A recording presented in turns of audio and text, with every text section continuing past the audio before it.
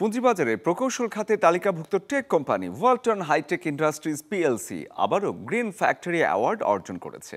দ্বিতীয়বারের মতো এই অর্জন ওয়ালটনের।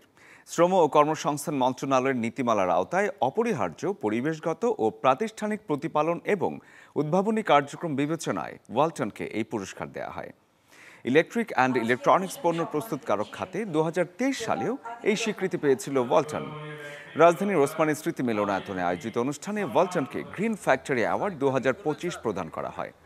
অনুষ্ঠানের প্রধান অতিথি শ্রম ও কর্মসংস্থান মন্ত্রণালয় এবং নৌ পরিবহন মন্ত্রণালয়ের উপদেষ্টা ব্রিগেডিয়ার জেনারেল অবসরপ্রাপ্ত এম সাখাওয়াত হোসেনের কাছ থেকে অ্যাওয়ার্ডের ক্রেস্ট এবং সনদ গ্রহণ করেন ওয়ালটন হাইটেক ইন্ডাস্ট্রিজ পিএলসির additional managing director AMD Mohammad Yusuf Ali. অনুষ্ঠানে বিশেষ অতিথি হিসেবে উপস্থিত ছিলেন গৃহায়ন ও গণপূর্ত মন্ত্রণালয়ের উপদেষ্টা আদিলুর রহমান খান। সভাপতিত্ব করেন শ্রম ও কর্মসংস্থান সচিব এইচ এম শফিকুজ্জামান।